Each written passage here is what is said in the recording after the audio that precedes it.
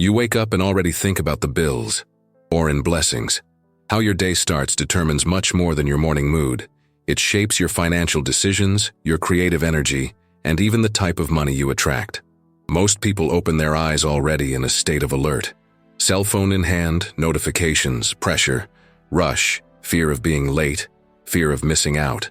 But what almost no one knows is that, in Jewish tradition, the day begins before the effort. It starts with spiritual presence, and this presence is not only symbolic, it is strategic.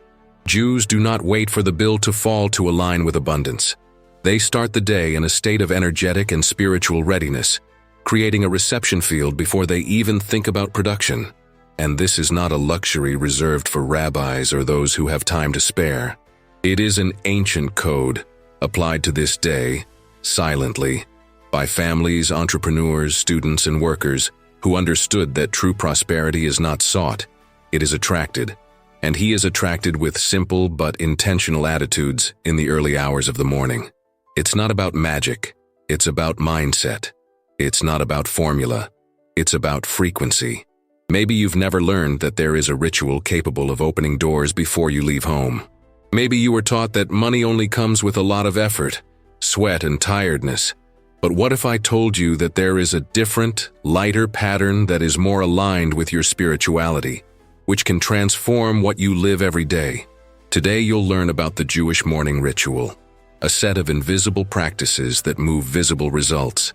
And believe me, when you understand what is behind this code, even the bills stop dictating the pace of your awakening. Let's go together. This starts now. If inside you there is that feeling that the way you start your day can change everything, your focus, your choices, your relationship with money, then you are already on the right track. Because here, we don't just talk about numbers, goals, or effort. We immerse ourselves in the wisdom of the Jews, an ancient tradition that teaches how spirituality and prosperity go hand in hand from the first moment of the day. If this content has made sense to you so far, it's because you're part of a group that doesn't just want to survive financially. It wants to grow with purpose, with structure, with truth. So, stop here and take the opportunity to subscribe to the channel right now. This space is for those who want to learn to thrive with awareness, applying ancestral codes to modern life. The first thing a Jew does when he wakes up is not to pick up his cell phone or look at his watch or run to the shower or coffee. Before any movement comes a silent, whispered, or even thoughtful phrase, Modeh ani lefanecha, I thank you before you. This little prayer is called Modeh ani, and it is the starting point of a day lived with awareness, with spirituality, and, even if many do not realize it, with prosperity activated from the first second. This prayer does not mention money, does not talk about goals, does not bring requests. It is pure gratitude. Gratitude for waking up, gratitude for the soul having returned to the body, gratitude for the opportunity of another day. And that's exactly where the secret lies. Because Jewish wisdom understands that thanksgiving is not a response to blessing. It is the very channel through which the blessing begins to flow. The logic is reversed. While the common thought says, I thank you when I receive, the Jews teach, I receive because I give thanks. This is not just philosophy, it is a spiritual strategy. Starting your day with Modeh ani is a way to reposition your identity before you even touch reality. It is like saying to yourself and to the universe, I recognize that nothing belongs to me completely, but everything can be taken care of with intention. This simple phrase takes you out of the anxiety of what will happen today and puts you in a posture of alignment with the source, with life, with purpose. And this alignment is what attracts, magnetizes, unlocks. Spiritually, this is seen as a gesture of active humility. Neurologically, modern studies show that practicing gratitude in the early hours of the day regulates levels of cortisol, the stress hormone, and increases dopamine production, which improves mental clarity and decision-making. In other words, while many already start the day reacting, the Jew starts leading, even if in silence. This practice is so ingrained that it is transmitted from an early age. Children learn from a very young age that the first word of the day should be thank you, and not for social education, but for spiritual structure. Because those who recognize the value of life as soon as they wake up also recognize the value of time, work, money. And when you understand the value, you learn to manage. And when you manage well, more is trusted. It's a cycle. Now, think with me. What would happen if you started your days with this same code? It doesn't matter your religion, your past, or your routine. Imagine waking up and, before you even open your eyes completely, saying softly, Modeh ani lefanecha. He may not even understand the Hebrew words, but he would feel the weight of them. Gratitude without request, gratitude without interest, gratitude as a bridge. That simple phrase changes your inner field, and what changes inside changes outside. Modeh ani is like a spiritual alarm that wakes you up for the day, but also for your role within the day. Because you didn't wake up by chance. You woke up with a calling, with something to build, and the money you seek so much, the answers you expect, the opportunities you want. They may be waiting for just a gesture of awareness to start moving towards you. After Modeh ani, when the soul has already been recognized as a gift and gratitude becomes the starting point of the day, what comes next is a true silent dive into ancestral practices that shape the spirit to receive. And this receiving, in the Jewish view, is not only spiritual. It unfolds in practical reality, in the money that flows, in the ideas that arise, in the right connections that manifest throughout the day. Therefore, what seems invisible to the distracted eye is actually what defines the most visible results in the life of those who apply these codes. Right after opening your eyes and giving thanks, the next practice is called Netilat Yadayim, the spiritual purification of the hands. It's not about physical hygiene, it's about energy. The ritual consists of washing the hands in alternating sequence, from right to left, usually with a specific container. But more important than the form is the intention behind the gesture. The hands, in the Jewish tradition, represent action, contact, creation. And so, before using them to touch the world, whether at work, in money, or in people, it is necessary to clean them energetically. Sleep, for the Jewish people, is seen as a microstate of death, a suspension of the soul. Upon awakening, part of the soul returns to the body, but traces of spiritual impurity still remain, especially in the extremities. And washing your hands at this first moment is like doing a reset, like erasing subtle residues that, if not eliminated, can interfere with clarity, humor, decisions, and even the relationship with money. Because yes, even money feels when you move with clean hands, not just in the ethical sense, but in the vibrational sense. It is as if you were saying, I purify myself to touch what is sacred, including the resources that will be entrusted to me today. This practice, when done consciously, raises the energetic level of the action. What was once an automatic gesture, opening email, tapping your cell phone, preparing coffee, now becomes a conscious gesture. The energy of haste gives way to the energy of presence, and it is with this presence that the Jews begin the productive day, a state in which financial decisions are no longer impulsive and become directed, intentional. Then there is a practice little known outside the Jewish community, but extremely powerful: silent Birkat Habayit. Unlike the traditional version that is hung at the entrance of the house as a symbol of protection and blessing, here we are talking about a personal and discreet ritual, done in the early hours of the morning. It consists of walking through the rooms of the home in silence or in a low voice, releasing words of blessing and prosperity on each environment. It is as if each space received a new frequency. The kitchen prepares for sustenance, the bedroom for restorative rest, the living room for meetings, and the place of work or study to generate meaningful results.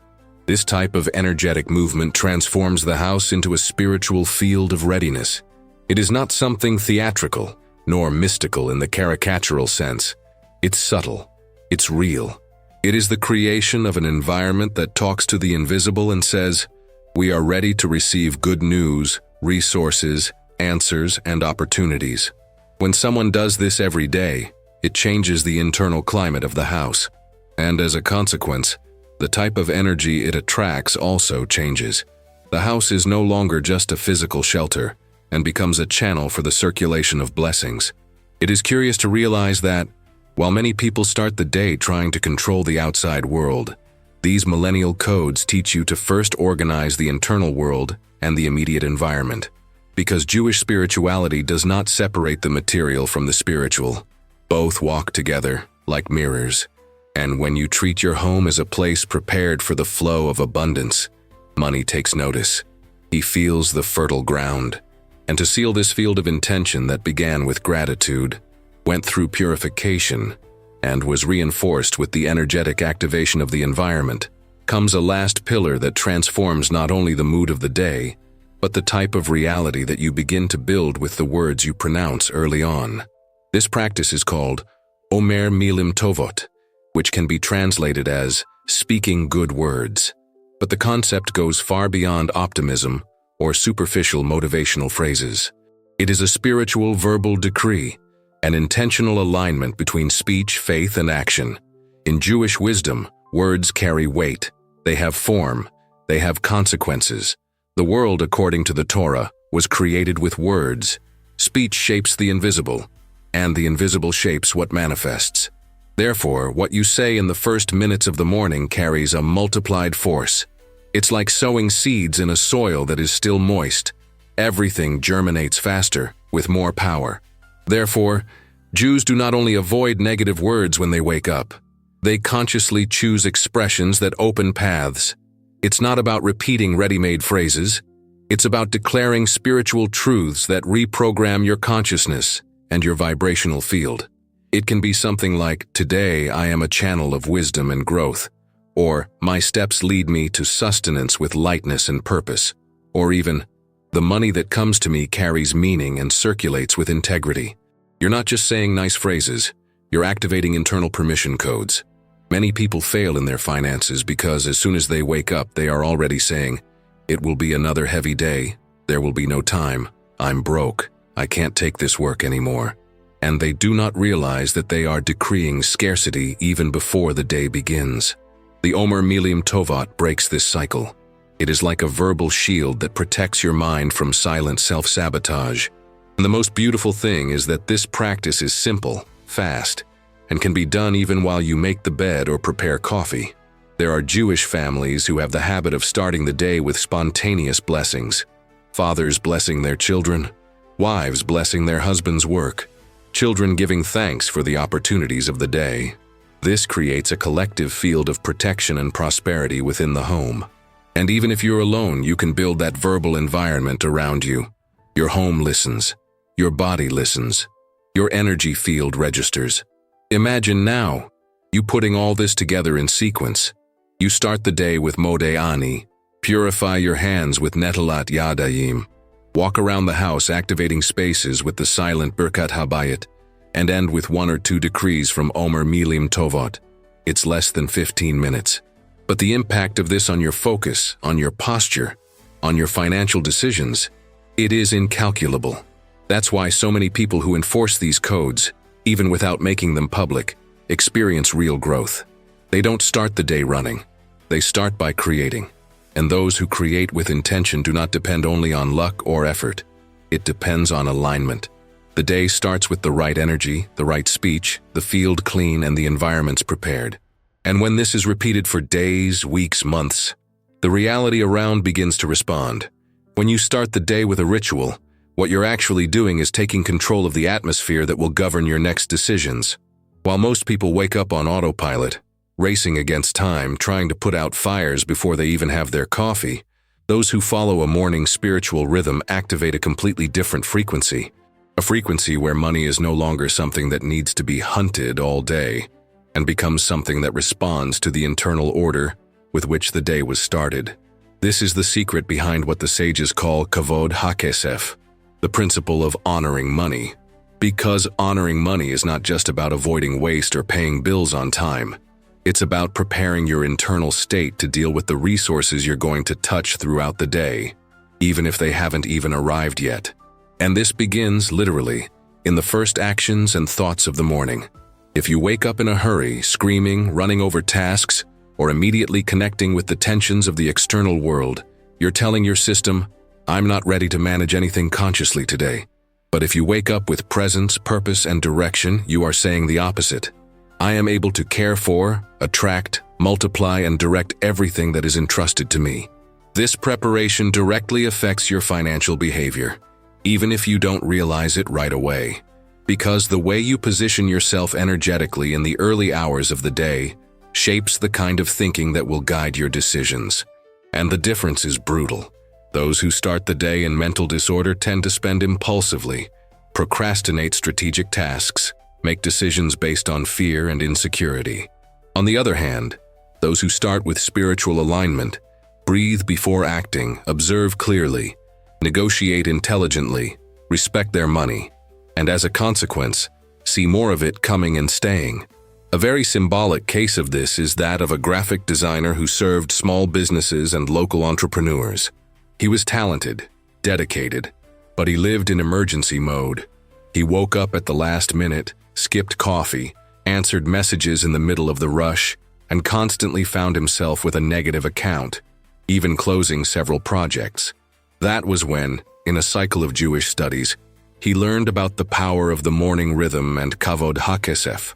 It was not easy to change, but he started small. He decided to reserve 15 minutes in the morning just for himself. Before opening his cell phone, he did Modeh Ani, washed his hands consciously, sat down with a coffee, took 3 deep breaths, and repeated a phrase, "Today, my work attracts resources and respect." Gradually, he realized that the projects seemed to flow with less resistance. Customers who were previously late in payments started paying on time. He himself started to put a price more safely, and even turned down a job that didn't value his talent, something unthinkable for him weeks before. In less than 2 months, he reorganized his finances, doubled his revenue, and more than that, changed his relationship with money. He said, "It wasn't about earning more. It was about becoming someone who knows how to receive, manage, and grow." This type of transformation does not happen only to him. It's a pattern among those who choose to get out of the chaos and get into the rhythm. Jewish wisdom teaches that there is a time for everything, including preparing one's own field before going out in search of a harvest. And that field is your body, your mind, your space, and your word. When all of this aligns early in the morning, the day ceases to be a battlefield and becomes a fertile field. And here's the point that many overlook. It's not just about waking up earlier. It's about what you do in the minutes that follow. You can wake up at 5 a.m. and start complaining, open your cell phone, compare yourself, overload yourself, and that will only advance the mess. But you can also wake up at 7:30 a.m. and within 15 minutes completely realign your energy. It's not about time. It's about presence. It's about honor. Therefore, every morning practice you have learned so far, the Modeh Ani, the purification with Netilat Yadayim, the silent blessing in the rooms with the Birkat Habayit, and the decree with the Omer Milim Tovat, are keys that together build this field of honor, a field that attracts opportunities compatible with the type of frequency you have decided to carry. And that changes the game. From now on, the way you awaken is no longer neutral. It is a choice of frequency. And every choice builds an identity. So leave it on record here in the comments. What word defines who you are choosing to be from tomorrow morning? It can be consciousness, ritual, honor, presence, or a word of your own. To write is to declare. Declaring opens doors that effort alone cannot turn. Once you understand the codes that structure a purposeful awakening, from silent gratitude to the first thought, to the purification of the hands, to the energetic activation of spaces, to the creative force of the word, it is now time to integrate all of this into a personal, adaptable, and sacred ritual that puts you in tune with abundance every day.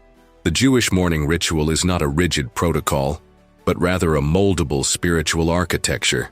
It carries tradition, but adapts to the reality of those who practice it. Whether you are someone who wakes up at 6 a.m. to work, takes care of your children, undertakes, or is looking for new routes of financial reconstruction, the secret is not in how much time you will invest, but in how you invest presence, intention, and respect in those first minutes. Therefore, you can start with 10 or 15 minutes, and this time is enough to shape the entire frequency of your day. The suggestion is simple but powerful. As soon as you open your eyes, recite the Modeh Ani, even if in silence. Feel the weight of life returning and choose to start with gratitude, not with demand. Then, walk to the place where you have prepared a container of water and perform Netalat Yadayim calmly, as if you were cleaning not only your hands, but the memories of what is no longer useful. Each drop of water spilled is also an invitation to the new. With your soul present and your body energetically cleansed, walk around the house as a guardian of your own spiritual field. Do the silent Birkat HaBayit, passing through each room and, even without words, decree. Here there is room for prosperity. The kitchen is a place of nutrition and abundance, the room of good conversations and ideas, the work environment of meaningful productivity, the room of restorative rest. This practice creates an invisible field of readiness. Don't underestimate the power of a space that has been intentionally blessed. And then find a pause point. Not a free time, but a time of your own. With or without coffee, with or without noise. Choose 3 good words to declare about your day. This is the moment of the Omer Milim Tovot, the act of verbally planting the energy you want to harvest over the next few hours. It can be something as simple as abundance, clarity, direction, or more profound. The money that comes to me recognizes me prepared. Every sentence spoken with intention enters the current of the invisible, and the invisible, sooner or later, materializes. But what if your morning is busy? What if you wake up already surrounded by appointments, children, traffic, emails? So the beauty of this ritual is that it can be molded without losing its essence. Maybe your Modeh Ani is whispered in the car. Maybe your Birkat Habayit happens in thought while organizing the children's coffee.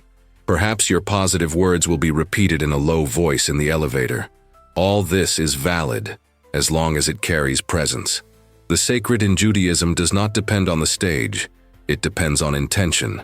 And ritual is first and foremost an internal state. So create your own space. It can be a corner of the bedroom, a corner in the living room, even a shelf in the kitchen. The important thing is that it symbolizes your commitment to your own prosperity. Put a small notebook there to record perceptions, a candle that represents light, a container with water, or even an object that reminds you of who you are becoming. It's not about decoration, it's about identity. You're building an intimate altar, a place where your discipline meets your faith. And if you want to take this ritual to a deeper level, start recording the sensations that arise after each practice. How did you feel after stating your words? What image emerged during the silent blessing? What idea came up after the silence with the coffee? Often the greatest insights do not arise from large lectures, but from small spaces where the soul has finally had a chance to express itself. To write is to transform the invisible into the tangible. And the financial miracle that is so sought after almost always begins in the invisible. Some people think that true change comes from big turnarounds, from drastic decisions, from extraordinary moments. But within the Jewish tradition, there's a completely different understanding. The most powerful transformation happens in the invisible repetitions, in the silent choices you make when no one is looking.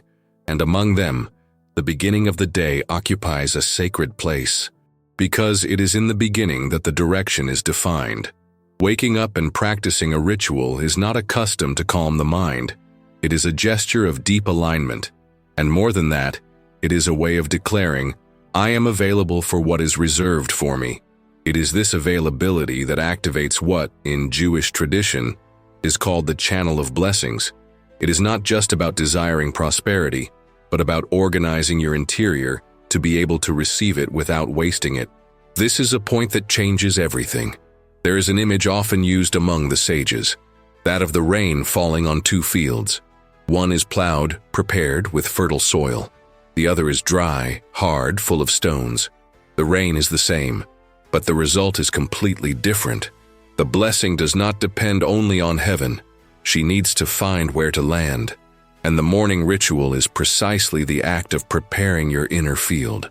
This type of preparation has a name within the Jewish tradition, segula. Segula is neither superstition nor magic formula. It is an intentional practice that makes room for spiritual merits to manifest. It's as if you were saying, I'm activating a cycle where my effort finds meaning, my word finds weight, and my energy finds direction. And it is this type of gesture that moves the invisible, not by the request, but by the structure you have built to support the response. Financial life in Jewish wisdom is never isolated from spiritual life. A bad conversation can stop a business. A hasty word can drive away an opportunity. A thought repeated in silence can influence an important decision. Therefore, it all starts with preparation. When you activate a ritual that aligns mind, body, and intention, you change the type of frequency you're emitting, and everything around you starts to respond differently. Many people expect miracles, but they continue to sow chaos. It expects to receive more, but it lives operating in scarcity mode. He expects recognition, but repeats, without realizing it, that nothing works out for me. The Jewish proposal is not to wait, it is to organize. That's why the focus is never on praying for something to happen, but on acting like someone who is already ready for what they want. This does not mean control, it means spiritual responsibility. And here comes another essential detail: act without anxiety. Because the morning ritual is not a way to put pressure on the universe, it's a way to get in tune with Him. When you wake up and connect with gratitude, with purification, with the right words, and with the atmosphere of your home, you're not trying to force a blessing. You're saying, I acknowledge what I have, clean what I am, declare what I desire, and make room for what comes. And this gesture of reverence is what activates a different kind of flow. Lighter, more natural, more continuous. Those who apply these principles begin to realize that opportunities appear more clearly. Decisions come with more peace. Business flows with more purpose. And even in the challenges, there is a sense that there is support, direction, and divine presence accompanying the movements, because it exists. And this kind of presence does not appear in the noise. It manifests itself in the silence of those who have prepared to listen. I want to invite you now to make an internal move. Think of something you are waiting for in your financial life, an answer, an idea, a contract, a turnaround. And now ask yourself sincerely, are you ready to receive it? Not prepared in theory, prepared with structure, with routine, with presence. If the answer is not yet, great, because now you have tools to start this preparation. Now that you've absorbed the essence of this intentional awakening, comes the most powerful part, turning that inspiration into an actual act. Because it doesn't matter how much wisdom has touched you if, tomorrow morning, you just repeat the same old rush. Prosperity does not begin at work. It begins upon awakening. It starts the second you decide to no longer stand up as an automatic body, but as someone who remembers their own dignity, their own mission, their own worth. And it is this type of memory, repeated every single day, that builds such a strong vibrational field that money is no longer just a tool and becomes a natural consequence of who you become. Perhaps what touched you was the power of Modeh Ani, or the energy of washing your hands with intention before touching the world. Or perhaps the image of walking around the house in silence and blessing the spaces where life happens, from the refrigerator to the computer, from the desk to the pillow. Each element has its weight, its function, its role in its new cycle. And now it's up to you. I want to hear from you. I want to know, which of these practices will you apply tomorrow morning? He writes in the comments the phrase, "My ritual starts tomorrow." And if you want to go further, share which practice resonated most with your reality. Sometimes this sharing you make helps someone else to awaken as well. And check it out. If this really touched you, if something in you remembered that you deserve more than surviving on automatic, join our conscious growth community. This channel isn't about quick tips. It's about roots.